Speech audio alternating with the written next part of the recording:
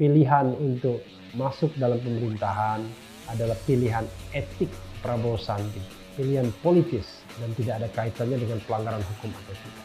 Hanya memang secara etik tentu melukai banyak orang.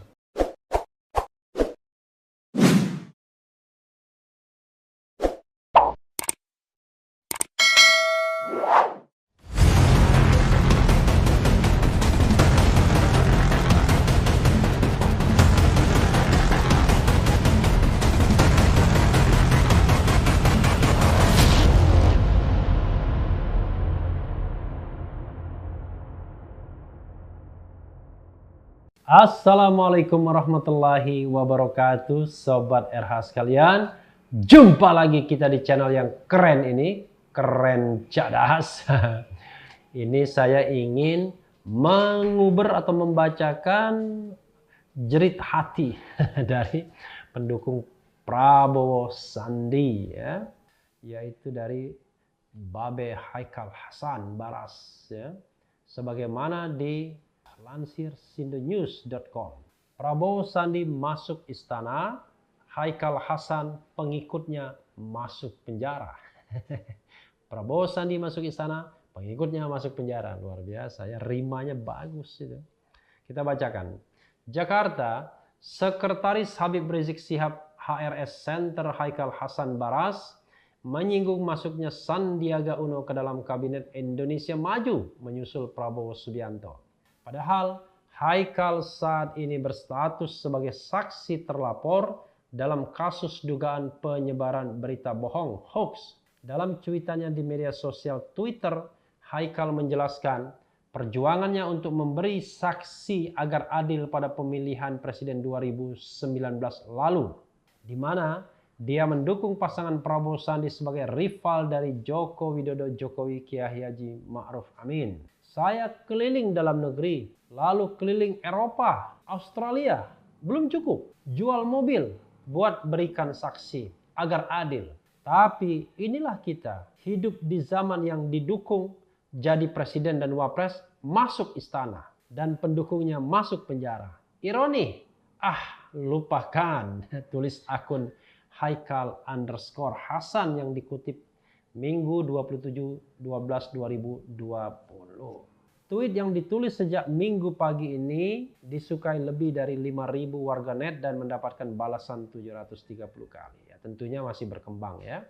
Mereka berdua tidak jadi presiden karena Allah ingin memperlihatkan pada kita siapa mereka sebenarnya. Kalau yang nganu umat sudah tak mereka, siapa hingga Allah menunjukkan kepada kita bahwa mereka berdua tak lebih dari pengkhianat yang rakus akan kekuasaan. Johnson akun Ashifami. Oh, ini tanggapan ya, Sobat Era sekalian. Lupakan saja dengan tanggapan ini. Tapi ini bagus ya. Sabar B, mungkin kita salah menggantungkan harapan perubahan.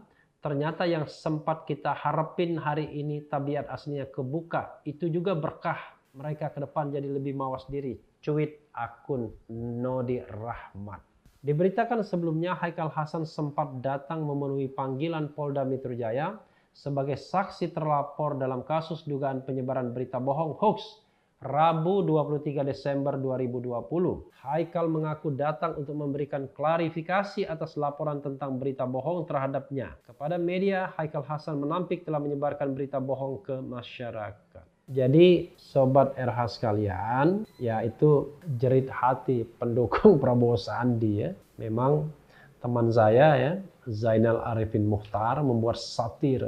Harusnya pemilihan presiden itu jangan pemilihan presiden dan wapres saja, tapi pemilihan presiden, wapres, dan menteri. Yang menang jadi presiden, yang kalah jadi menteri. Jadi nggak perlu gontok-gontokan katanya. Ya tentu ini gaya satir ya, gaya satir ya.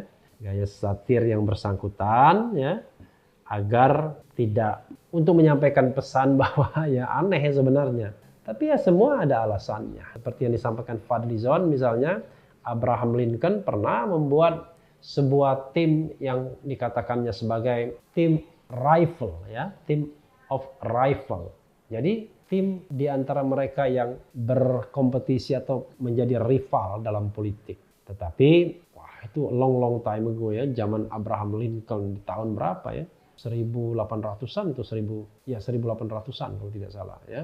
Tetapi yang menjadi masalah adalah sekarang ini bukan Prabowo Sandinya yang masuk ke kabinet sesungguhnya, tetapi bagaimana mereka tetap memiliki komitmen untuk melindungi, mengupayakan kepentingan para pendukungnya yang banyak dipersekusi, yang mudah sekali dilaporkan, yang mudah sekali ditangkap, dan lain sebagainya, dan lain sebagainya. Ya, harusnya bukan Prabowo Sandi saja yang memperjuangkan itu, tapi sesungguhnya Presiden Jokowi sendiri yang harus tetap menegakkan demokrasi. Terlalu mudah di negeri ini orang dipenjarakan hanya karena perbedaan pendapat, dengan bahasa yang mengatakan sebagai penghinaan, sebagai penyebaran kebencian, berita bohong, dan lain sebagainya. Padahal mereka-mereka yang melakukan itu, mereka-mereka yang sebenarnya kan ingin kritis pada kekuasaan. Ya, ada satu dua yang sengaja menyebar hoax ya, seperti yang terjadi pada Ratna Sarumpait misalnya, memang betul-betul sengaja menyebarkan berita hoax. Tetapi kalau Munarman misalnya, bagaimana mungkin dikatakan menyebarkan berita hoax ketika dia menanggapi secara emosional kejadian saat itu yang dianggapnya tidak adil. Tapi kemudian dilaporkan, dan ketika dilaporkan balik tidak diproses. Atau Babe Haikal, kasus yang super aneh di dunia ini. Masa mimpi dilaporkan lalu diperiksa pula. Jadi mimpi dilaporkan diperiksa pula. Padahal orang bisa saja menghibur seseorang kelompoknya. Kita tidak tahu apakah Babe Haikal bermimpi betul atau tidak. Tidak ada yang bisa memverifikasinya. Masa akan ditanyakan bagaimana ciri-ciri Nabi Muhammad SAW misalnya oleh penyidik. Lalu penyidik membuat apa? Konstruksi atau rekonstruksi, kan tidak bisa begitu. Penyelidik ya, masih dalam proses penyelidikan.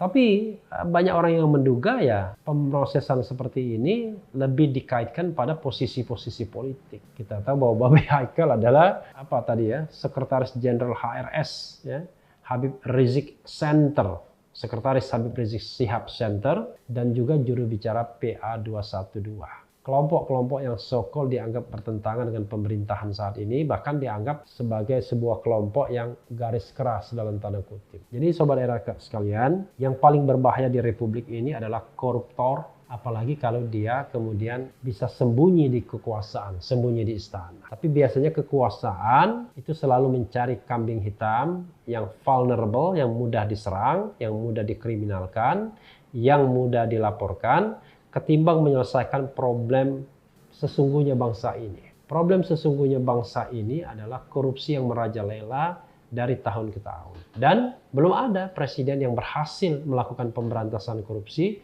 meskipun sudah membentuk Komisi Pemberantasan Korupsi. Karena KPK tidak bisa dibiarkan sendirian dalam melakukan pemberantasan korupsi. Apalagi pada akhir masa pemerintahan Jokowi jilid pertama, jelas-jelas ada pelemahan KPK melalui proses rekrutmen dan juga perubahan undang-undang KPK menjadi Undang-Undang 19 2019. Ya, sobat era sekalian, sebenarnya pilihan untuk masuk dalam pemerintahan adalah pilihan etik Prabowo Sandi, pilihan politis, dan tidak ada kaitannya dengan pelanggaran hukum atau tidak. Hanya memang secara etik tentu melukai banyak orang, terutama emak-emak yang sudah sangat antusias bahkan mengeluarkan biaya sendiri untuk mendukung Prabowo Sandi. Tapi faktanya yang didukung berlari ke tempat yang justru memang nikmat. Karena kekuasaan itu selalu nikmat. Dengan alasan apapun, kekuasaan itu selalu nikmat. Karena Anda mendapatkan fasilitas dari negara, mulai dari transportasi, akomodasi, kemudian juga gaji, dan lain sebagainya. Ya, mungkin orang seperti Prabowo Sandi tidak memerlukan pendapatan tambahan, tetapi menjadi pejabat publik tentu jauh lebih mengenakan, lebih enak ketimbang menjadi katakanlah the leader of opposition di jalanan atau di luar parlemen. Jadi saudara sekalian, mudah-mudahan ini memberikan pembelajaran bagi kita semua bahwa memang hidup ini soal a matter of choice, dan pilihan-pilihan itu akan diingat manusia. Kalaupun manusianya tidak mengingat, maka sang pencipta yang akan mengingatkan. Kenapa seseorang kemudian memilih A dan meninggalkan B? Itu semua akan dipertanggungjawabkan, tetapi semuanya mudah-mudahan menjadi baik bagi kita semua. Yang penting tetap channel ini, karena di channel ini Anda akan dirayu, ditipu, dibaperin, dicecar, diuber pula di jalur khusus. Karena channel ini adalah channel yang mengancam, memeras, dan membenci. Jangan lupa subscribe, like, comment, and share. Yeah.